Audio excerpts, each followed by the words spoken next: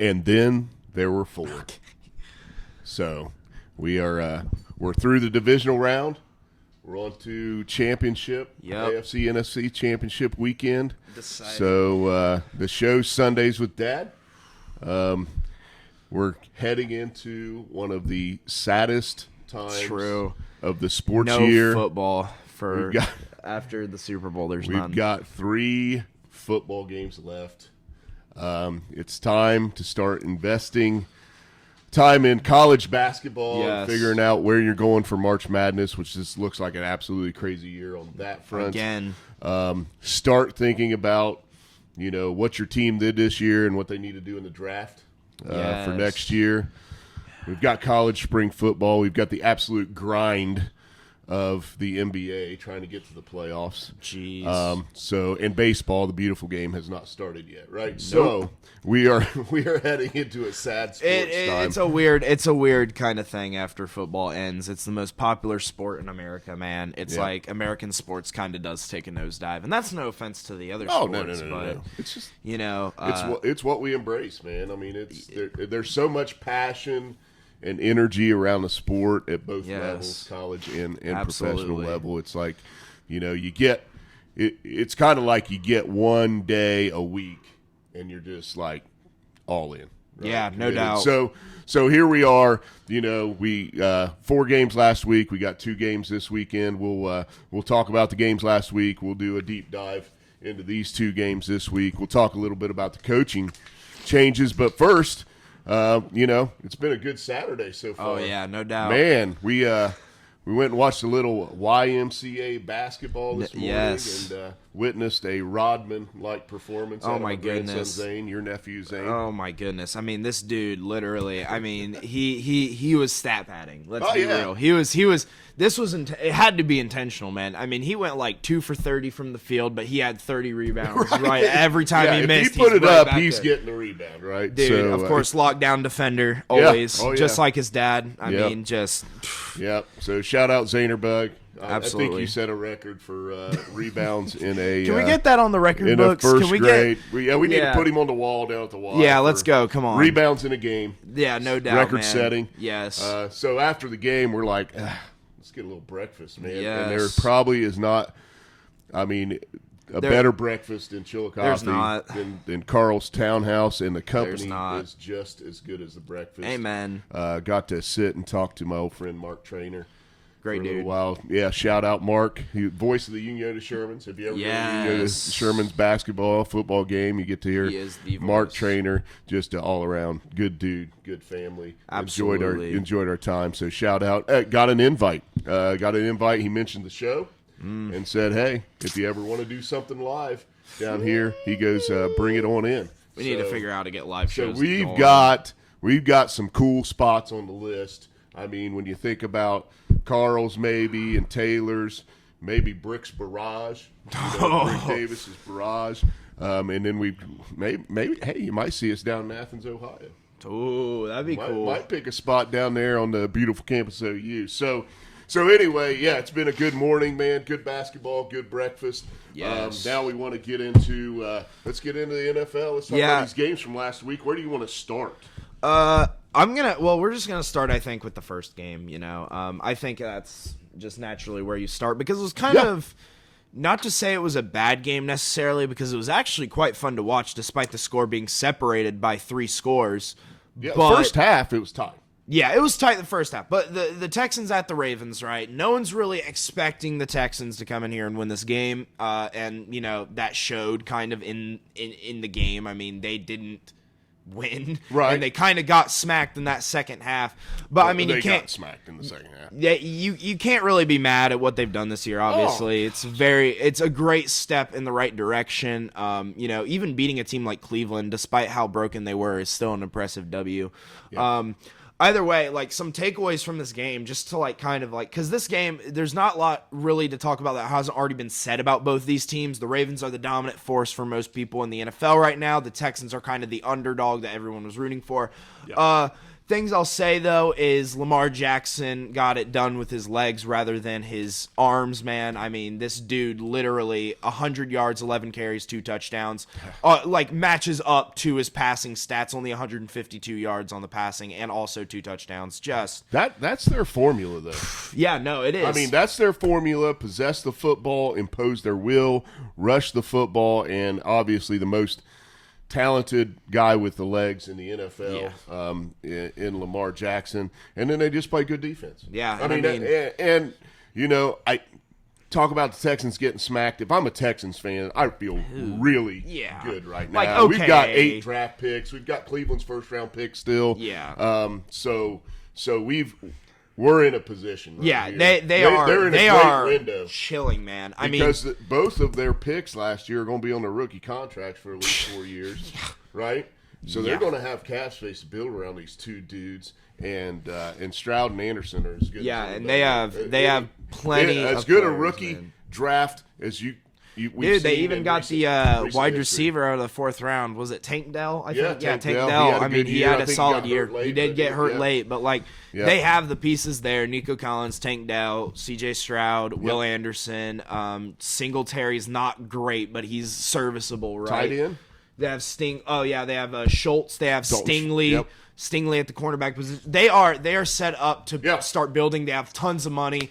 I wouldn't go spend it all in one place, obviously. Who knows what ownership's going to do. But, you have a good draft ahead of you with lots of talent in places that you need it. Hopefully they take it good. I'm rooting for them, honestly. I mean, they're a franchise. They're the youngest franchise in the NFL, so it's always nice to see someone like that finally get their wings and start to fly as they build their franchise. I did expect them to perform a little bit better in this game. I thought I could see Baltimore putting up some points. I thought they might break through because they have big playability. Yeah. To maybe throw another score or 2 on the board off of a big play or something like that. But, you look at the coaching matchup.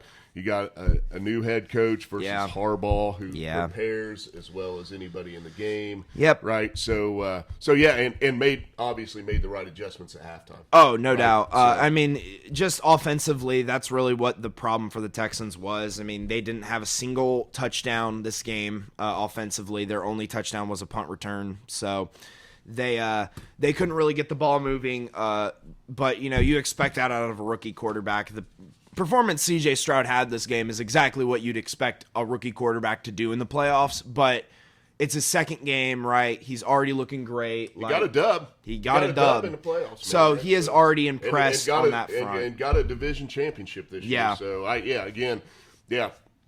nobody really expected you to go in there and win this game against this Baltimore No one team. really expected you to even be in this playoff scenario, so Texans fans are happy. But they're going to be around. Oh, yeah. I think that's kind of the takeaway. Oh, these dudes are going to be around. No doubt. So, moving on, and the other 3 games were tighter, much tighter. Very tight. And I would actually say this next game we're going to talk about, I'll be honest with you, I think San Francisco survived. Oh, they survived. I mean, we talk about rookie quarterbacks. Well, the same thing for first-year starters, right? Mm-hmm. So I think it's a stat in the NFL that no rookie quarterback has ever even been to the Super Bowl, and I don't even think a first-year starter has won the Super Bowl. Yeah. I think that's a stat. I'm not sure. Don't quote my French on that one, but you could probably look it up, and I would guarantee you that it's like maybe 1 or 2 guys at most for their first year. So you have Jordan Love coming in here. Not really the greatest performance of all time. He had 2 interceptions. Yep. That was kind of low yards, but you see the future in that guy, right? He sat the bench for 3 years under Rodgers. And here's the thing that I've mentioned to a couple people is if you note the NFL MVPs, there's been 3 guys who have won the MVP the past 6 years, man. It's been Aaron Rodgers, Patrick Mahomes, and Lamar Jackson. Something about each one of them, they have sat at least double-digit games behind a quarterback before making their first start. Oh, Patrick Mahomes sat 15 games behind Alex Smith. Yep. Aaron Rodgers obviously sat a couple years behind Brett Favre. And Patrick Mahomes and Lamar Jackson sat behind Joe Flacco for 10 or 11 games before he got hurt. Right. So all 3 of these guys have been given into the system of sit kind of for a good bit, get under a veteran, learn, and then come up and start. And it has worked like a charm for teams that do that right. You know, Packers following that formula. Jordan Love, you can't be mad at the season. This is a rebuilding year, right? If you're a Packers fan and you're coming off this, it's actually a little bit heartbreaking because you were right there. And it is two dropped balls on the defensive side that could have been picks that definitely would have changed this game. This totally changes the game, right? So going away from this, little bit of heartbreak. But again, this is a team where you're feeling like we got some positivity. Now, the big difference between the Packers and talking about the Texans is Love's 3 years deep. Yep. So now you got to be thinking about that contract. And with the market being set where it is, man, there have been rumors that he's going to be a top 10 paid quarterback in the league, which honestly, with his performance this year, I mean, you can't say that he doesn't deserve that. No doubt. Right? But the what it does to your cap and everything else, signing that big name quarterback makes it way tougher strategically. Absolutely, from a roster standpoint. Absolutely. So. And just like you said, it is a little bit heartbreaking because while this team finished the season 9-8 in the regular season, then they beat Dallas. Like, this Packers team was way better than their record late in the season. They were great. I mean, it showed against Dallas how good they were. Really, well, I think you got to give LaFleur a lot of credit. He's from a coaching standpoint to bring the team from how they started the season to how they finished the season. That's coaching. This is that is helping a team mature and develop. And if we were putting up Coach of the Year candidates right now, the final three ended up being Stefanski from Cleveland, Ryans from Texans, and Dan Campbell from the Lions. So all well deserved. But honestly, for my going on and on through this, honestly, LaFleur should get a lot of credit because while he's been a seasoned veteran in the coaching game and has had a lot of seasons at Green Bay, you can't deny that this was first real year without Rodgers, got a young receiving core, a young offense, don't really have an identity yet, and they're able to form it in the middle of the season, make the playoffs, and even knock over the 2 seed. Yeah. I mean, that's an impressive year for LaFleur, so credit to him. Credit to the Packers. But like you said, we can talk about the 49ers here. They survived. I mean, this was a scare. This was scary for them. I mean, Purdy, Christian McCaffrey, they all had pretty solid games. I mean, it was like a solid all-around performance from the Niners, but in the playoffs, man, when the games are tight like that, one mistake, if one of those turnovers go Green Bay way, they catch that ball, then this game could have been shifted completely on its head, man. Yep. So this is they're going to need to I'm telling you, you can't. I don't know if you'll be able to do that against the Lions, man, because those guys are hungry. I mean, you think about percentages and averages and how things just go. Yeah. If you make those same 2 mistakes this week, Purdy, odds are, based on averages, those balls aren't going to and the both Lions, those balls are not going to get dropped. And offensively, the Lions are pretty prolific. Yeah. I mean, you give them field position. Yeah. Jared Goff and that 2-headed monster of Montgomery and Gibbs will give you some problems, right? Yeah, no doubt. The Lions love themselves. And they get the ball on that side of the field. It's 4-down territory all the time. Oh, you know what I mean? You never know what Dan Campbell's going to do. Yeah, right? And part of that unpredictability, I think there are 2, great coaches going to match up in the next round. We'll talk about that later, though. Just some really good coaching matchups. I think all 4 of the coaches that have won these games definitely showed how good of a coach they are and what it takes to win in the NFL. So we'll just move on to the Buccaneers at the Lions. So Lions get a second home game because the Cowboys go down, right? So they get to play the Buccaneers, which the Buccaneers aren't an easy team to beat. They were getting hot at the end of the year. Baker had a weird game. I mean, 349 yards. For a lot of yards, right? 349 yards, 3 touchdowns, but the 2 picks to go with it. Yep. One of those picks are I mean, and his stats are kind of deflated, actually, because Mike Evans and his wide receivers had a lot of drops at the beginning of the game. But the difference ended up being those 2 picks, and the Lions survive and advance, and just, oh my goodness. Yeah, the drops were big early, I feel like. Yeah. I mean, that was a big factor. And you can throw for a gajillion yards, right? Yeah. But you got to produce points. Amen. And you still can't turn the football over, right? So with the 350 he had the 2 picks, 3 touchdowns, and you kind of get back to, and they rushed the ball okay. Yeah. But lots of throws equal short possessions, right? And then you've got the Lions offense on the field, and they put up 31 points. And I think that's you're going to win most games in the NFL when you throw up 31. And I will say this, despite the Buccaneers putting up 23, I think this, and it's weird because the Panthers go and hire their offensive coordinator, which I think actually makes no sense after this playoff game, in my opinion. Because honestly, that was the weirdest hire. I think this Buccaneers loss isn't really like, hey, just like the Lions were better. I think this actually comes down to a coaching thing because the run has not been great all year, and then you come into a game and the run works. I mean, they had just over 5. I mean, they had over 5 yards per carry. I mean, their leading back had 6.1. Their backup back had 4.8. Right, so you have a running system that is working finally, right? And you fail to you don't use it. You're playing a defense that has not been great against the run all year. Yeah, I mean, I think they were 3rd in yards per carry. They're allowed. I mean, it's just, you look at this, and I think the problem with this is definitely the coaching and the OC not calling more run plays. You have 13 rushes in the game, discluding Baker Mayfield rushes. I think I'm valid to say it's not really including the 2 Baker Mayfield rushes. Either way, it's 15 or 13, whatever you want. Right.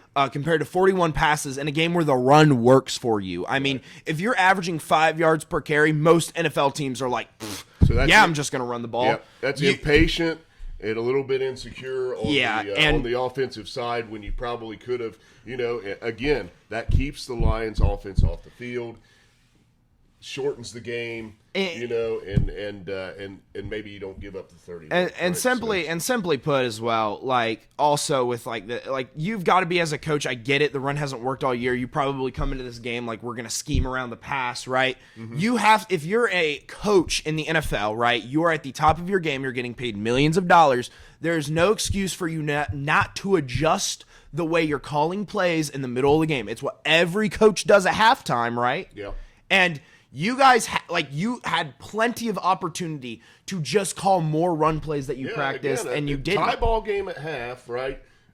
Great opportunity to make adjustments, and then you kind of see. We talked about the Ravens and the Texans game, and you see a coaching disparity here. Between Bowles and Campbell, right? Yeah. How they came out of the locker room. It's not just Bowles; it's their OC, right? Bowles. Staff. From a staff standpoint, and I think it definitely shows. I mean, like Todd Bowles is a defensive-minded coach, right? Yeah. So you can blame him for most of the defense, right? That's fine, right? But had a pretty damn good defense this year. I mean, I know they he's a solid, Lions, but good defense sometimes is predicated on good offense. Yeah. And if you can keep that, I find it really. My point I'm trying to make here is. Talking about like coaching hires right now, and we'll get to them probably after we recap these games. But the Panthers hiring their offensive coordinator, the Bucs offensive coordinator, came out of left field for a lot of people. Yeah. And for me, it is a move that is literally, this makes no sense. It is illogical. This is the owner yet again trying to be, I'm a football fan. I know what I'm talking about. I can't think you can make it a microcosm of one game. You got to look at the body of work but at the same time, and what the body of work tells me is, you did a pretty good job with Baker at the helm, but you were very inconsistent. Amen. And the Buccaneers were just a struggle for me all year to know what are you going to do week in and week out. And some weeks they looked super prepared, and game plan was really great. And some weeks, man, they just fell flat. They looked like crap. So I agree with you. I mean, when we think about the coaching hires, this one's a little bit of a head scratcher with the Panthers, but it's the Panthers. So. Yeah, their owner needs to not be an owner in the NFL, man. Okay, let's talk about the last game. All right, so weekend. This is the Great game of the weekend. scheduling by the NFL, by the way, having this game last. Of course. Bills Mafia, man, my heart's breaking for you because, I mean, you really thought, if you've been a Bills fan for like the last 30 it was years time. or whatever, you felt like you'd never hear these words again. These Oh my wide rights, gosh, dude. and it would come down to a kick. Oh my And you've got, this guy that's super reliable. It's a 43-yarder. A 43-yarder in the NFL, I don't know what the make rate is on that, but it's above 90%. Maybe. It is 40 yards. 40, I can look that up right now. yards. Percentage on 40-yard. Yeah, anyway, as you're looking that up, you just felt like, okay, this is going through. Mahomes is going to have to execute, and he still had time on the clock. Yeah. I think there was still like a minute and a half or whatever. So, which, maybe they still get it done, right? But it's just soul crushing to watch that happen. If I were a Bills fan, I would just be like, "Are you freaking serious? Yeah, Are you freaking serious, man? Like it's like a rerun. Like history repeats itself." But it's very funny the conversation we had on the last show about trends and history, right? Yeah, and me actually saying, "Hey, the way Buffalo is trending, I think they're going to get." And you talked about historically. Not so fast, this my is friend. this is the Bills are going to build. Disagreed on. Yep. I was not in the Bills camp all year, and you finally went at the wrong time. Stick to your guns. Yeah, stick to your guns. I was in the Bills camp all year, and I like knowing this team and knowing them playing the Steelers. I'm like not impressed really. By the way, the percentages on 40 to 49 yards, none of them even hit 90. The highest percentages from 40 with 80. 43-yarder. Isn't it weird? 77. 43-yarder is lower than a 44-yarder. Yeah, and it's also lower than a 45-yarder. So, I mean, it's just how 77% make rate on that, so had a 77% chance. It is favorable. It is favorable, but it's not a gimme, right? That was the whole entire point. Yeah. Either way, talking about the actual physical game, not just the kick. Just like I said, like this is just not impressive. I mean, when you get to the point of where you talk about teams in the NFL and trends and stuff like that, I said for a reason, I don't trust Buffalo. I know what this team is.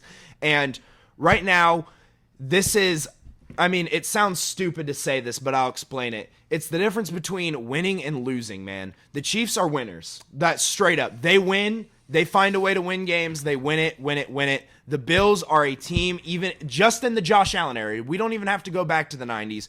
They are a team that loses. They are losers. I hate to say that because they are a good team that finds way to win games and Sorry, Bills fans. gets high in the playoffs. And I like the Bills. I really do. Yep. But they are losers when it comes to when the light shines the brightest, and it is just it was not just a failure on the kick. Nope. There was an absolutely asinine coaching call in this game that really. Oh my gosh! You know those moments where the fake punt on your half of the field in a one-score game, and boy, did you get lucky. Did you get lucky on the ensuing drive from the Chiefs, or this game's over then? It is over when the fumble out of the end zone was saved your chances. Yeah. I'm sorry, man, but you don't deserve this game. After that coaching call, I deserve to lose. I don't understand. I really don't, because people have been joking for the past 2 to 3 years that the NFL is scripted and it has a script, right? And those were one of the moments where it'd be like, yeah, it'd be scripted, right? Yeah. Like that's one of the moments people would point to. But then it didn't work. And it's like, now you know that, well, first off, no professional sports like that are actually like professional sports, not like WWE, which is entertainment. Yeah. They're all not scripted. Don't even think about it. It's stupid. You're dumb. That's the end of it. But to be a coach at the NFL level and all of a sudden you're like, you know what? I'm going to have this guy play hero ball. I'm going to have Damar Hamlin run the ball on a fake. I mean, that might be the dumbest decision I've ever seen in my entire life. Yeah, not just the play call. It's like who we give the ball to. You ever heard is a small guy out of secondary that's not used to running football, not used to falling forward, not used to getting extra yards. Probably goes down as soon as he was touched. Yeah, he's tackled. just straight up. Have you ever heard the quote that you play to win the game? Yeah. You're trying to win here. You're not trying to pop up a player or win, like get a huge big bear hug with your football team. The city already loves you. Like, I mean, the Buffalo fan base is as passionate as anybody in the game. You don't have to be endearing to them by calling DeMar Hamlin's number. This was, right? and they got lucky off of a fumble in the end zone. NFL, please do not change that rule. Oh, I'm glad we're on the same page on this. Yeah. Good Lord. Just because Kansas City fumbled it out of the end zone. Nobody cares about the other freaking 10 times it happened this year, but God, it was Kansas City in the playoffs, so good Lord, we better change that rule, and let's just... For the love of defensive freaking advantage rule in the NFL. Can't have that. We need more points, right? No. All right, anyway, not talking about that. Just overall, Buffalo, you are... As a franchise, not to your fans, I feel really bad for your fans. Honestly, I feel really bad for the Bills in a way because I do like to root for them, and I want them to eventually win the Super Bowl. I've written about them. I've spoke about them. I've given speeches on the Four Falls, right? Yeah. Like, I have done a lot of research into the Bills as a franchise, probably more so than any other franchise than the Steelers, right? And I do appreciate it. It's just like, you guys are a failure, man. You are the lowest of the low, man, right now. Is this team going to get over this hump? And they're not. And that's, how you said they peaked? Yeah. Like this, I think this is the year, and I'm calling it early. They'll still stay around. They'll still be they're going to be a team. factor. I mean, don't get me wrong, but they have so many free agents coming into this year, man. They have a lot that they're going to lose. Yep. They are here, and they are. This was it. This was the and moment. Their division is just. I mean, I know the Patriots are falling off, but I mean, there come the Dolphins and the Jets. Dolphins, and hey, guess what? There's a dude named Aaron Rodgers going to be playing for the Jets next year, right? So, and if you think that ain't going to make a difference, then defense, if they keep that defense intact and throw Aaron Rodgers on the field, I mean, good Lord. Yeah, we've talked about that. Really good quarterbacks with a good defense. There's a guy named Brady that I think his team averaged number 8 ranked defense his whole career. So that helps you win a couple Super Bowls. Yeah, just straight up Buffalo. This is what you've always done. I called you out last show, and like I said, there needs to be a change. And like, if you're, is it time for a coaching change there? I wouldn't know honestly. With Belichick on the board, dude, just go grab him. Dude, you just took the words out of my mouth. Like, I mean. An opportunity. McDermott is not a top 10 coach in this league. He has shown it constantly and constantly. He is not a terrible coach by any stretch of the imagination. But in terms of the Super Bowl, he is going to need a run by his quarterback. He's going to need a run by his defense. He's going to need things to go right. And I mean almost everything if he wants to go win that championship. Because if you look at the coaches that have made the conference championship this year, all 4 of them are top 10. All 4 of them are consistent. All 4 of them have a style, a consistency, a way of coaching that works, and an identity. Yep. Sean McDermott is the most blah, 16th best coach in the league. Who cares? He is just, there's nothing. If I'm an owner GM, that call in itself might be, I'm changing the locks on your office right now. Yeah. In the playoffs, we've talked about guys pissing away the playoffs like a Brandon Staley. That was Brandon Staley level. Yeah, that was. It wasn't quite as bad as Brandon Staley, but it was 100%. It was right there, man. Like I said, just as a general call, that was the worst call I've ever seen in my life. Like as a play call, like literally you could put a spinning wheel with every single play in your playbook, including punts and kicks, and just spin it around. And literally, you would land on a thing that would do better, dude. Yeah, right. It's one where you're just watching the game, and then it's like minutes of silence because you're just speechless at the stupidity. That was dumb. Yeah. Either way, congratulations to Kansas City. They did what they needed. 6 straight. Yep. 6 straight AFC championship. They are winners and losers. Right? I said they are the new Patriots. I said they have the quarterback. They have the defense. Man, they feel Patriot-esque, and I've been saying it for the past 5 weeks, where it's like for some reason everybody is writing off the Chiefs for no reason at all, and I'm like, they're gonna come out, they're gonna crawl out, and they are gonna win games like this. And first away game, like Mahomes hasn't been in the Super Bowl 3 times. He was played Tampa Bay at Tampa Bay in the Super Bowl, dude. Right, literally, which never should be allowed. You got to move the damn game. But, but he went to Tampa Bay. Exactly. Beat Tampa Bay in the Super Bowl, right? Yeah, so, and I just so So he knows how to handle this, right? He's been here before. Chiefs offense finally started to whir, right, without a fumble. Yep. And out of the back of the end zone, they're sitting at 34 points right now to the Bills 24. They are the premier team that everybody wants to be, right? And they're gonna have a game coming up in the AFC Championship where they have to play another way. So that'll be interesting. So before we deep dive into the two games for this weekend, let's run through the coaching. We've been talking about the coaching changes. There's two openings left. Yep. Commanders and the Seahawks. And there's still this huge name sitting out there in Bill Belichick, which is, I think, a little bit weird with some of the hires that we've seen, why you wouldn't go that direction. But he seems like a long shot for these two jobs for some reason to me. Okay, so straight up, I'll just say it, that the Hawks and Belichick, no go. It's just not. It's not going to function. Well, Pete Carroll's still hanging around out You there. have to have some sort of chemistry in your franchise that, like... that would be a huge culture shift. Yeah, and that you can't really do that, even though he is a great coach. Commanders...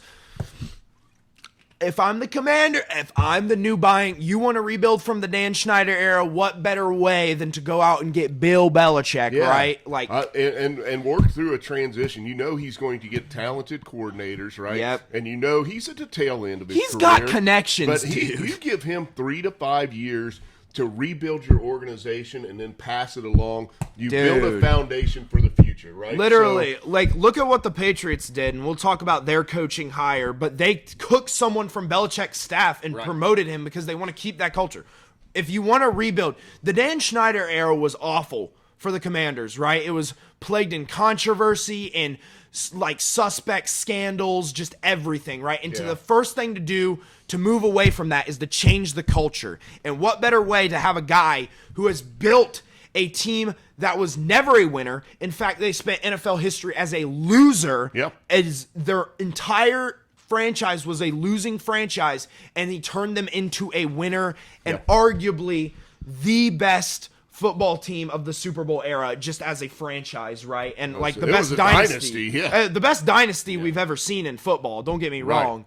But as a franchise, they are arguably up there now with 6 Super Bowls. But either way, it seems like a no-brainer for me. They probably won't do it because Commanders going to Commanders. Even they're just dumb. But moving through the actual hires, we have 4 head coaching hires. I think we've got 5. We've already talked about Mayo at the Patriots. That happened. I think we touched on that last show. We've got Pierce. That was in the works. We talked about that last show, and we've shared our thoughts on Pierce. Yeah. Everybody, we thought that was a good Mayo move. and Pierce remind me of like kind of the same thing. Like both kind of guys who are tough grit, like can be down there with the players, man. Mayo is taking that Belichick. I think it's actually a pretty smart move by the Patriots. I think it's the second best move behind keeping Belichick. Yeah. But I think taking Mayo and taking someone from that staff that kind of has the same mindset as Belichick and promoting him to head coach was very smart. Yeah. Of course, Antonio Pierce, glad he gets a shot as a full team. I really hope he has success because I really do like the guy. Yeah, rooting for that guy. The next one I would talk about, it's kind of a no-brainer. It was a no-brainer for the Chargers. Right? Yeah. To hire Harbaugh. He's been in the organization before. You know, he's got been in the ties NFL. to the area. He's had success in the NFL before. I mean, he's coming off of basically bringing the Michigan football team back to relevance. It's true. It took a while, but it happened. It did. It happened. But you know, he did it. So yeah, I think the Harbaugh hire, I'd give that an A+. I wouldn't give it an A+, but definitely giving it a like B+, A-. Like it was still a good hire. I think, you know, if you want to go out there, Belichick's still on the board, so I can't quite give you the 100%. Like Harbaugh, don't get me wrong, he was a solid coach at the college level. I mean, he did win a natty, but like I can't imagine Belichick on the West Coast. I know, it's he so just weird. Doesn't feel like an It's LA so guy weird, but that's or a Seattle guy. The Chargers are not a West Coast team. It feels like, man, they're weird. They're a weird franchise, man. Right. They're one of a kind. Either way, and at the NFL level, Harbaugh's kind of one of a oh kind. yeah, I know, right? So maybe that's just a little quirky. Absolutely. So Harbaugh for me I think he did get kind of shunned at the NFL level from the 49ers. I think he should have stayed there. Like he deserved more than he got out of the NFL. So I'm glad to see him at least get another shot. Not particularly my favorite person in the world, not particularly my favorite coach in the world, Right. but I think, you're starting off very well by, you guys needing a new culture change, and what better way to go from Staley to Harbaugh, completely different people. Hopefully Harbaugh works out there. I'd like to see Justin Herbert have some success. success, I love that guy. Yeah, I great dude. Yep. Stays out of the media, just kind of goes on his own pace. Super talented, great, love him. Yeah. But either way, not a bad hire in my opinion. Next hire, Atlanta goes out and gets Raheem Morris. I mean, it's not the worst hire. I mean, it's not like... Yeah, he took his lumps back in 2009. He got the head coaching job for the Buccaneers, and it was a tough situation. Yeah. But he's been in the background, quietly getting better. I'd say learning. Yeah. He got a Super Bowl as an OC. Yep. With the Rams when they brought Stafford in. So he's offensive background. I guess I'm okay with that, but again, it's like, okay, in Atlanta, I don't have enough of a sample size of him, man. I don't either. And I'm just gonna. I mean, we've said it about almost every job. Belichick was on the board. Yeah, that's and we talked about the Commander's job and how to bring up Falcons in the same situation where they could establish a culture for the future and a foundation for the future with a Belichick hire, and then they kind of took a flyer on Raheem Morris. Yeah, so it does kind of make sense in a way because he was a Falcon. I mean, he was the assistant head coach in 2015, and he was a wide receiver coach. He was an interim head coach actually for the Falcons 1 year. So it does kind of make some sense, right? Yeah. But either way, it's not the worst hire. I just don't have high enough of a sample size. He is decently, he's 47, which in the NFL is about, hitting the stride where he should become a head coach if you're like one of those guys. I mean, he's not necessarily like super young, not old. So he has plenty of time on the board. So if this ends legit hire deserves a shot. And I mean, and you have a roster that has holes, but those holes are known. It's not like it's a mystery like who do we need, right? What do we need to go forward with, right? You are looking for a quarterback. You get a quarterback. This team instantly jumps from, struggling in the NFC South to favorites to win that division. Again, if I'm sitting in a GM seat, I have two freaking targets. Yep. I've got Caleb Williams. I'm going to figure out how to trade up and get him, or I'm going after Justin Fields. So true. Those are the Bears decide to do. Tells you what you need to do. I think Justin Fields matches what Atlanta's been trying to do. And I mean, obviously, what a nice little combo with him and Robinson, man. I mean, I think what the Ravens are doing offensively. That would be. But either way, we've kind of gone through the list, and I think as we've gone down it, we've actually kind of gone through like our favorite hires, or at least the ones that make the most sense, and then gone down, and now we're hit the last hire, which is. Oh my gosh, we talked about it earlier. Yeah. Dave, how do you say his last name?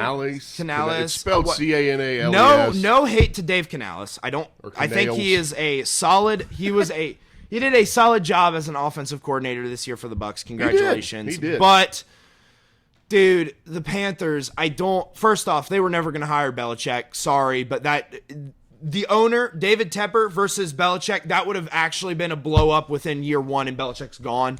But this is something we've seen with Dan Schneider. This is something that we've actually seen with Jerry Jones. We've seen with a lot of owners who think they know better because they have the money, they own the team. Listen, dude, a good manager hires people that knows better than them, right? That's what a good manager does. Yeah, you're a team builder. So listen to me. When it comes to the NFL, right?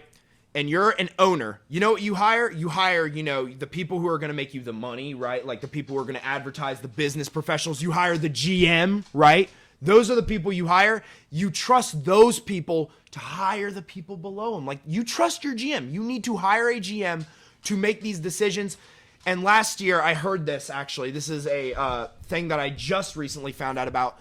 The reason why they were such a disaster this year was because he had a hand in every single hire, from the head coach to the coordinators to the special teams, like specialized coaches. And then you're probably influencing the draft.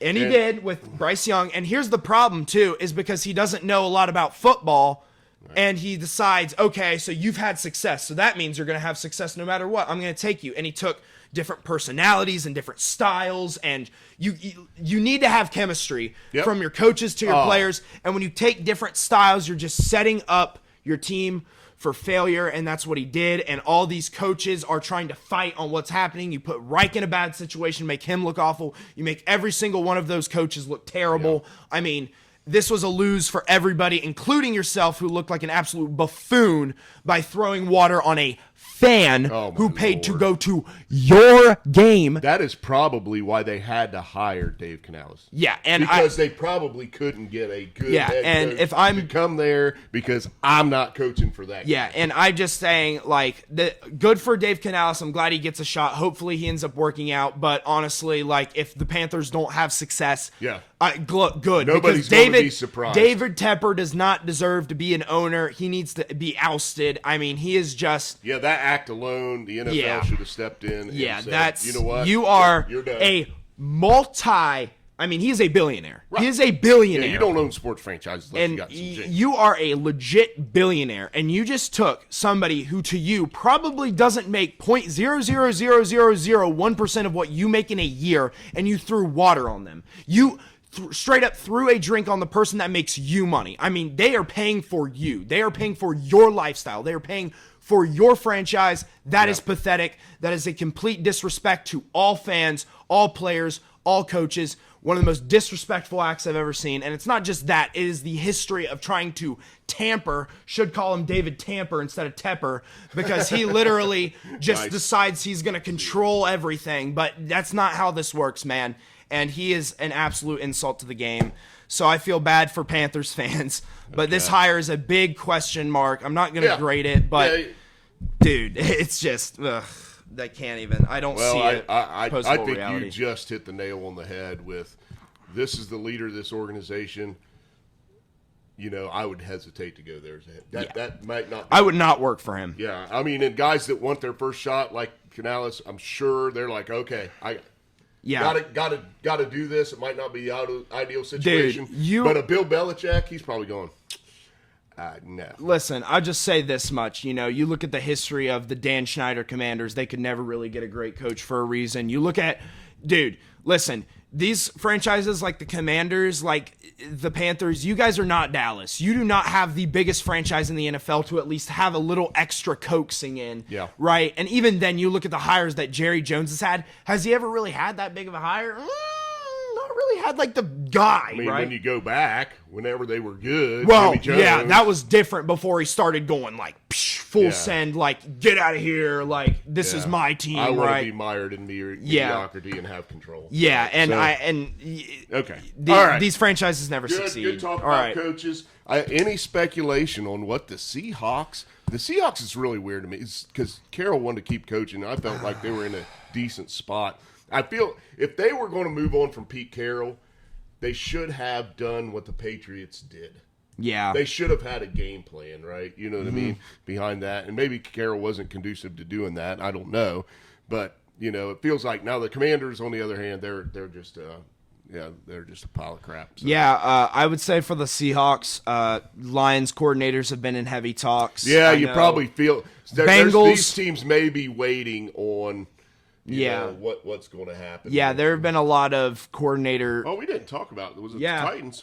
Yeah, it was Titans. Yeah, we didn't. Yeah, I just forgot about the Bengals, man. Yeah. We didn't even talk about it. Yeah, not bad hire, not great hire. I don't think so. I think his handling of the Burrow injury, Jake Browning, got him just propelled. I mean, those 5 or 6 games moved him up Changed, on the list. Yeah. So is Vrabel in a coaching spot right now? I mean, Vrabel might be. Vrabel's still Seattle. I mean, like Vrabel to Seattle, I think that'd be a solid fit. I mean, like, Vrabel's a pretty good name in my opinion. Okay. I mean, Commanders, like all right, Vrabel and Belichick, man. We're clock's ticking. All right. We got to get to the games. We got 2, I think, very good games this weekend. Very interesting games. You've got Kansas City at Baltimore, 3:00 on Sunday afternoon. Kansas City. The old guard, 6 straight AFC championships. Not even, dude. Been there, done that, and then you've got Baltimore, first time since is it 2012? Yeah. Anyway, It's been a while. It's been a while since they've been in this game, right? Hello, so, Kane. But they've got a healthy roster. They've got Lamar playing at a very high level. I know you can't see my face right now, so keep listening. Hi, Kane. Anyway, so great matchup. The spread on this, Baltimore is favored by 4 points. Very interesting. Oh, my goodness. But the way they've been playing, I mean, I understand. It makes sense. I understand where that spread is, but I mean, there's some really interesting. Yeah, you said the old guard, and it's weird because it's like usually you say, okay, 6 conference championships, 2 Super Bowl titles, 3 appearances, right? Like, yeah, okay, the old guard's a young team. this team's been doing good for the past 15 years because that's dynasty talk right there. Yeah. 6 conference championships, 3 Super Bowl appearances. That's what teams dream of, right? 2 wins. That's getting on the level of dynasty talks if you do that within a 10-year period, 15-year period, right? They've done this in a 6-year period. 6 straight. Every single time Patrick Mahomes has started a season, they have made the conference championship. He is that good. They are that good. He is him. They have set the foundation of they're exactly how you build a franchise right there, right? They bring in a coach that was kind of like the Eagles decided that they needed a change, right? So they brought in Andy Reid. They stayed consistent with Alex Smith, kept winning, and then they were like, I see the guy. This is the guy that we need in the draft. Let him sit behind Alex Smith. See ya, Alex. Here comes the guy, and they just lucked into quite possibly the best football player I've ever seen in my entire life. He's so good. He put it on display last week, man. He's like a freaking artist out there. He is. I mean, the run down the sideline with the pitch fake and the buffet. Hey, whoa, he did it like. And the best part about it is he's going slow, and it's like the defender knows that this guy can pass, and he can like you let him. You hesitate for a second, and this is what happens, right? He pitch faked that 3 times to a Bills defender, and the Bills defender on the third one finally jumped and hesitated, and then he's like going like touchdown. So he is an artist, so you can never count out the GOAT. And then obviously you do kind of got this new school. They've been around for a while. They've been festering with injuries and stuff like that, but finally this year they get fully healthy, have been kind of playing the best football they have in the Lamar Jackson era. Even better than their 14-2 season, in my opinion, and a lot of people's opinions. But you know, you sit here, you're on the precipice of the Super Bowl. Here it comes, right? Yeah. And it's Chiefs going away. I mean, this is their second or third technically with the Tampa Bay playing, you know, at another place's home venue, right? Yep. So this will be very interesting. And We were talking about it before the show, and it's like both these teams have very good defense. Offensively, the Ravens have more firepower and have a better system. They just have the ability to impose their will and run the football. Yeah. You know, when you see Lamar Jackson, you know, go for 100 yards and 2 scores with his legs, you know he's probably throwing for under 200. Yeah. But it's a very efficient under 200. Mm-hmm. He talking about artists this year. He's been an that artist, dude has man. been an offensive artist. He's got 821 rushing yards and average 5.5 yards. He's about to win the MVP with the least amount of pass attempts. They've got a in decent the NFL. backfield with Edwards and Hill, 1-2 punch down there. So I mean, they're going to be. And if they get a lead on you, you're getting a football. And I think the thing that you know, and opposing them is the Chiefs, who are kind of the opposite or the antithesis or whatever. They still have that stellar defense, but in their offensive scheming, they are a pass first, but they still have a solid run game. Pacheco has been playing very solid this year. Pacheco's playing at a high level. Patrick Mahomes can make the play when he needs to. This comes down, honestly, I think, you know, defensive play is obviously going to be important. Pressure is going to be important. Secondary, turnovers, blah, blah, blah. In my opinion, X factors for this game comes down to 2 guys. It comes down to Lamar and Patrick Mahomes. Both of them had under 25 pass attempts last week. Yep. 23 pass attempts from Mahomes. They're just so efficient when they do it. And they see things. They're making calls at the line of scrimmage. They're the best of the best, man. Plays. I mean, these 2 guys are the 2 best quarterbacks in the league right now. By far. This year they have been, you know, on a level, man. And I think and the defenses have been just. Let's throw some defensive stuff. Actually, on the passing game. So Baltimore's 30th in pass attempts this year. By the way. So anyway, and their quarterback's winning the MVP. Yep. So there's some knowledge for you. 60 sacks out of Baltimore this year, 57 sacks out of Kansas City. Right? So we've got that factor of the ability to pressure and get to these quarterbacks. So these guys are going to have some dudes in their face. Yep. But does it matter with these two? Do they care? They are. Dude, I mean, Patrick Mahomes. Houston blitzed like 50+% of the time last week on Lamar. They handle it so differently, and this is what I love about football, man, is it's the same position. Every single position is like this, but there's so many different ways to play it, so many different strategies to approach it. It goes from the coaches to the coordinators to the players to just even something as simple as like punting and kicking can be different, man. And it's like, that's what I love about football. And both these quarterbacks handle pressure so differently, man. Like Lamar, you can pressure him all you want, but if you leave one gap, man, he is gone, right? Yeah. Like he will expose you. And the proof's in the pudding. 7 straight starts, 31+ points. Yep. And I just. So, Kansas City has good defense. Can their offense sustain drives long enough and keep these guys off the field a little bit? Because when Baltimore gets on the field, they might be on the field for about 7 minutes before they put it in the end zone. They're going to keep you. And they pound it, man. They pound it off the field is their goal, right? And then when you get on the field, you got one of the best defenses. Yeah, and then of course the way Mahomes handles pressure is, man, he can be. Literally, Patrick Mahomes, and when we talk about the best player, usually, let's take, for instance, Tom Brady. He was never the guy who really had a strong arm. He's just a really smart football player, man. Knew how to hit it underneath, right? Peyton Manning, brilliant. All the arm talent in the world, had the talent to read. He wasn't necessarily the best guy when it came to that, but he had the arm talent, man. Aaron Rodgers, same way, arm talent, Patrick Mahomes is like the Swiss Army knife of QBs, because I'm not joking with you. He is great at every single facet of the QB game, and he can do anything that he wants to. Yep. Really. Like, when he handles pressure, he might not be as fast as Lamar, but he can expose you like Lamar scrambling.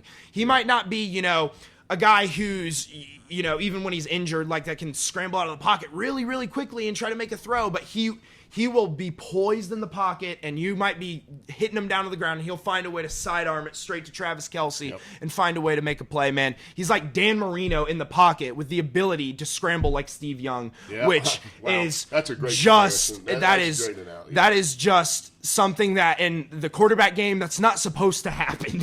You're not supposed to be good at everything. You're supposed to be flawed. But either way, Patrick Mahomes, just a great quarterback. Lamar, great quarterback.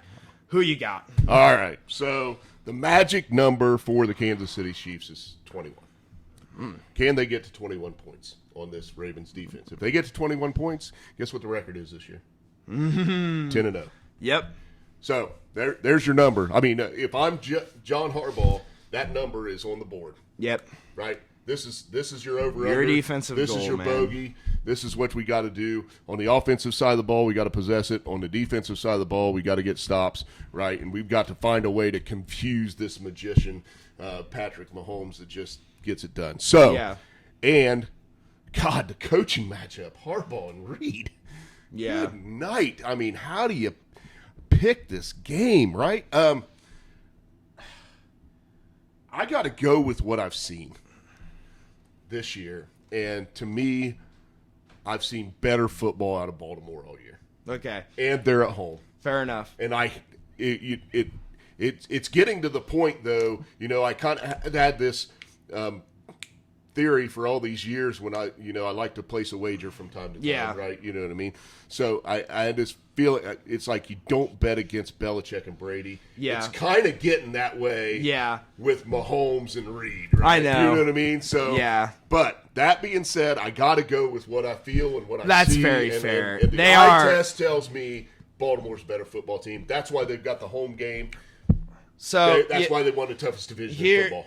So that's so true. I mean, Baltimore, usually if you go to NFL trends, right, and how NFL works, right, there's a team isn't supposed to make the conference championship 6 times in a row. A team isn't supposed to win. The NFL's definitely not built for that. They're not supposed to win 3 Super Bowls in 6 years. That doesn't happen often, right? That is not a common occurrence right now. So everything tells me that they shouldn't even be visiting the Super Bowl this year. So I mean, that it would make sense. I've said it multiple times to people that it's like, man, I feel like Kansas City's going to win this game against Buffalo, then go to lose the Ravens, because that's just how NFL trends are, man. Mm-hmm. But here's the thing, man. I'm looking at this playoff history because you said the magic number is 21, and I'm like thinking to myself, wait, how many times have they scored under 21? One time. Tampa Bay Super Bowl. So listen to these scores over the years in the playoffs. 31 points, 31 points, 31 points, 35 points, 51 points, 9 points, 38, 22, 24, 42, 42, 38, 23, 27, 27, 26. This team knows how to do it in the playoffs. They are the new Patriots. Yep. I cannot stress that enough. They lose this game to Baltimore. Cool. The Patriots lost games, man. They didn't make the Super Bowl every year. Yeah, right. They are the new Patriots. Yeah. Get it through your head. I am going to take the Chiefs because they are the new Patriots. And I'm not betting against Andy Reid or Patrick Mahomes. They lose this game, I'm fine with taking a loss because they are the new Patriots. It's what Bengals fans are going through. Like, I say it to every Bengals fan who sits there and yells at the TV and it's like, dude, I just want Kansas City to lose. I'm like, now you know how us Steelers fans felt. Arrowhead to blow up. Year after I know what we have to go through. Year after year, the Steelers they are them. Stop by the Patriots. Stop by the Patriots. Stop by the Patriots. You guys are going through the exact same thing now. It is literally a repeat. It's like, dude, we literally just got out of the Brady era. Everything's cool, and then the GOAT shows up on their store. You might get them in the regular season at Arrowhead. Yeah, guess what? When they come to Buffalo, they've got your number. I mean, it was, I mean, it's, they always show up when the playoffs get bright, man. And I think, the ability to perform when the lights are the brightest is the huge thing. And while the Ravens have won their playoff game, they have got the chip off their shoulder, and now it's free reign. It'll be interesting to watch this game. Either team could win. I'm so glad we're on opposite sides for the first game. The only way that I can win or I can tie you for overall picks this year is for us to – I got to win the last 3 games. Yep. And I have to lose. That would end in a tie. So and I picked first, right? So this is not scripted or set up, man. It's like – you had a chance right there. I was giving him clinched the victory. I was giving you you got integrity. You went with your pick. I'm gonna go for the win, right? I have it like cool to play it safe. Cool beans, right? Yep. This is a friendly game between son and father. I don't care that much about actually winning this. It's just bragging rights. That's BS. All right. Anyway, I care. Anyway, okay. All right. Next game. Yes. Our Dan Campbell. This is what this season's been leading up to. I don't even care about the Steelers this year. This is what the season's been leading up to, right? The Lions. Good the Lions getting here. We weren't even sure they were quite ready to get to this point. No. Right? We had the Eagles and the Cowboys as kind of the second best teams in the NFC, and the Lions were kind of down around that 4 or 5 mark. They have got it done, right? Man. Dan Campbell has found a way to get this team, I think, from a team chemistry and energy standpoint, man, they're just so much fun. But they got to go to San Francisco. Yeah, and we've said all year. Yeah, they're the cream of the crop. One of the best rosters. They're the cream of the crop, man, that we've seen. But it looks like there's a few chinks in the armor struggling right now. Man. Where you see Kansas City, they've won their last 4. They just keep looking better week over week, right? They're ready for the playoffs. And then we see the 49ers. It's like, 49ers, you kind of got lucky last week. 49ers off a bye struggled against the Packers, man. And that is telling. I did not expect that at all. And Deebo Samuel also being hurt does not help him. But I feel like this is so weird because you talked about how we didn't expect the Lions to be in this position. I expected them to make the playoffs. I expected them to win their division. I expected them to at least win like double-digit games and be good, right? I didn't expect them to make the NFC Championship, no. You can see that by my Super Bowl predictions at the beginning of the year where I didn't even have them in a percentage. I thought it was 3-team race in the NFC. And as time has gone on, the Cowboys cowboyed, the Eagles collapsed, and the 49ers are the one I got right. Disaster. But even on the AFC side, not at the beginning of the season, but once the playoffs started to formulate, I think it was the week Jacksonville got that 1 seed, I was looking at the spread of NFL teams that were making it in the AFC, and I'm like, dude, there are about 3 teams here that I see going to the Super Bowl, and one of them was Buffalo, one of them was Kansas City, and one of them was Baltimore, man. And I think those. I was like, the Dolphins ain't gonna get over the hump. The Jaguars are frauds, man. Cleveland's too hurt, man. Yeah. Texans, Colts, Steelers, all the other guys who are fighting for those last playoff spots. Just not there yet. Just not there yet, right? Yep. I was like, these are the 3. So I feel like it was kind of predictable for me. By the time the playoffs hit, man, I was like, I know what teams are going to go to the AFC Championship game at this point. It's going to be the Ravens. It's going to be the Chiefs, man. Yep. And, I feel like there is some predictability here, and I think, the Lions are the odd team out. They're always the underdog. This is their entire life story, right? Yep. And I feel like the way this story has panned out over years and years of suffering, we have reached a pivotal chapter here, and it's like, it feels like the entire NFL world is rallying behind the Lions for the first time It really does. in the entirety of their historic franchise. Yeah. It is now like the entire NFL is rooting for them. The 49ers aren't even necessarily the bad guy to most people. Oh, it's no. just like it is How such can Brock Purdy be the bad guy? How can Kyle Shanahan be the bad guy? It's just they're not the evil empire, right? Literally, You know what I mean? it is just such a. It is literally like watching the underdog go up against the mentor character in the movies, right? It's and a little bit of a David and Goliath type scenario. It is, man. And it's like, it's just, this matchup, for most people at least, I don't know, there might be some people who hate the San Francisco 49ers that aren't Seahawks, Bengals Rams, fans. and Bengals. Yeah, sure. Okay. It still hurts. But either way, I don't hate either of these teams. I actually am kind of not mad with either of the four teams, whoever wins the Super Bowl in this. But just talking about the teams personally, the Lions have been kind of riding this why are they even winning kind of thing, because it's like you look at some of their stats and they're like not really jump off the page. They're not impressive, right? But it's just this chemistry, and it shows the power of it in sports. They did man. a Sports Center kind of my blip goodness. on them this morning, and they called it grit. It is grit. Grit. It's grit, man. Detroit, the city, the fans, Dan Campbell. Now They've the always team, been about grit, man. They have taken on his personality. The whole team has, the city has, and so grit. It's grit. the it factor. It's the it's leadership. It's Goff's just doing a great job. Aiden Hutchinson is heart and soul of that defense, and he's so a local amazing. guy. It's just like the storyline is just too It good feels not to embrace. This right? literally feels like a movie, right? And I'm just like thinking about like shows and TV shows and movies that I've watched where like even like let's take for example this could be like a Rocky scenario, man, where it's like even you lose this game, right? You come back the next year, you can like. It's like the discarded Jared Goff. Like everyone's written him off.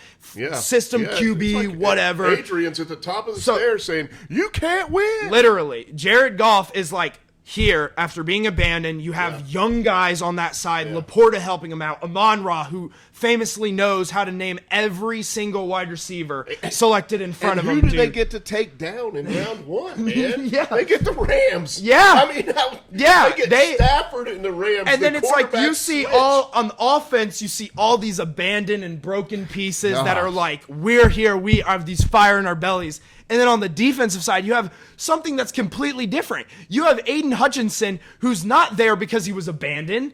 No. He's there because he loves. That's his city. He loves Michigan. He loves the state. This is his city. This is his home. He is the hometown kid sitting there like, I'm bringing a title. Yeah, like, the tight end coach. Movie. The tight end coach drafts a tight end guy that's just like Sam Laporta. How about another young player? We haven't mentioned his name. I mean, it's like, all right. So we've okay. Even Dan Campbell was part of the 0-16 team, man. This is a completely slurping the Lions. I know. Let's talk a little bit about the game, Lions. and we'll give you a couple. Or we can talk about the 49ers because we haven't talked about them. Fascinating matchups in this game. Yes. You've got two of the best bookends and offensive tackle in the league. I'd say probably the best pair in Decker and Sewell. Going up against Chase Young and Nick Bosa. Dude. That matchup in itself, I am going to be watching that matchup every single play. I'm watching Penei Sewell, man, because those guys are dudes on both sides of the football. Penei Sewell was ranked, I think, the third best tackle in the league. So I wanted to point out that matchup. Exciting. I want to point out that Debo is banged up. And when I heard a stat this week, when Debo is out, their average yards per play goes down 1+ yards. That is huge. If Debo doesn't play, you average 1 less yard per play. That's a big number. I know it doesn't sound like a big number. That's a big number. what else I want to talk about? Third in points per game allowed, 49ers. So defense wins championships. Yep. They're in their third straight NFC title, kind of like, and I think 4 out of 5 years. So kind of like the Chiefs on the other side, staying consistent. They're 3 doing years. what you're not supposed to do in the NFL. They're 3 years removed from a Super Bowl and appearance, then Lions, man. obviously, this is new territory. I mean, Yes. most of these players weren't alive last time. Yep. They were in this position. So and then on the other side, third in points per game allowed for the Niners. On the other side, the Lions are third in yards per carry allowed.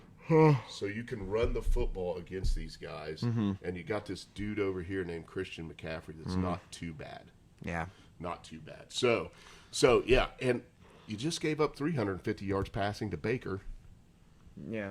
Cameron Sutton looks like burnt toast in the secondary. Yes. I mean, Former Steeler. He's living up to the name, man. So I don't know. I mean, I'm trying to put this together and look at it, and I want to be Lions. I know. But like you said, when you start looking at the numbers and how they stack up, Dude. it just does not jump off the page. The only thing you got going for you when you really look at this matchup on paper is grit and heart. And the it factor, right? And, you know what I mean? And the story, right? Dude, I would love, honestly, to finish the book right here, man. I would really love, not like a Moneyball scenario where it just basically ends when they win 20 straight games, right? I would like the Lions to go to the Super Bowl, win it, and that. I think for the city of Detroit and for the Lions, they could go 0-16 for the next 50 years, and that would be fine. They would be content. They want that so bad, and I would love for that story to happen. So I picked first last game. I am picking first. I'm getting to it, and I would love that to happen. And I do want to root for this, but I've been saying it since they even made it. I don't understand how people are taking the Lions. I really don't. I would love this to be, but the reason I made the Rocky comparison is just simply put, in Rocky 1, it's not enough, man. And he has to come back in Rocky 2 and win it. Yep. There's a lot there. What a great You guys will be back, but I don't think it's this year. I am going to take the 49ers, but if you guys win, trust me, I will be celebrating. I have the jersey for a reason, man. I am in your court. Yep. No matter what, and I will be rooting for you. That being said, I am going to take the 49ers. Yep. And nothing we love more than the emotion of sport and the passion and everything like that. But and this is my opportunity to go opposite of you and still keep my chance, but I can't do it. I can't. Look at that what integrity. I have Look at that integrity written down on this piece of paper. I can't. Look at that integrity. The Lions. So I'm taking the 49ers. And heartbreaking. The coaching matchup, while very different guys. I look at them as Dan Campbell is just this. Just brings the best out of everybody. And then I look at Kyle Shanahan. He's a tactician. Yeah. And tacticians, what I love about football, dude. Emotion can only take you so far in sports when you're just not as good. That's so true, and that's man. the way I feel about this game. And I hate to do the same thing. I hate to we all love underdog stories because in sports, at the end of the day, we're all underdogs in life. Man. We want the emotion to win out. We want to sit there at the top and cry our balls off, man, and just sit there and say, thank everybody that's come here, just be emotional. But sometimes it's just the tacticians who are better than you that end up getting ahead. But Lions fans, don't let a bump in the road be the end of the journey. Dude. It's let a time. Bump in the road be the end of the journey. The momentum is there. I mean, Super Bowl or not, guess what, boys? You have just taken one step. You've taken one step into the future, dude. Yep. This is the beginning. 30+ years since you guys. This is not the end. This is the beginning. Yep. There is no way a story like this, right? Yep. Like Rocky. There's no way Rocky ends with him losing in Rocky 1. He has to come back in Rocky 2, right? There's a sequel. He has to come back. Right? Yep. This is not how the story ends, man. And it's like you can't have the story that is formulated with the Lions, whether it be just their coach coming from their own 16 team, the lowest point in franchise history, whether it be the hometown kid, whether it be the discarded parts on offense, man, there is no way. Yeah, that the post-game speech, Dan Campbell said, "You're good enough for Detroit." That's what Amen. Amen. Which is cool. That's so I'm getting emotional about it. I know. All right, we got to chill. We All right, chill. well, thanks for tuning in. We're figuring out how to wrap up this year with the show, and we'll definitely be back because we've got talk about these games, and we've got the big one, the Super Bowl. Yep. So we'll be back to live to fight another day. Thanks everybody for listening in. Sundays with Dad. Like, share, subscribe, tell your friends. I'm still kind of overwhelmed when we go out in public, like this morning, just going to Carl's and talking to Mark Train. He's like, "How's the show, man?" He goes, "Love the show." I mean, literally that makes it for us. I mean, absolutely. That's we're not. We feel like we're giving something. Yeah, right? It's not. We're not doing this for anything but to literally just broadcast. Each other. And we love it. We love Chillicothe, and we love the community that is here, and it's like.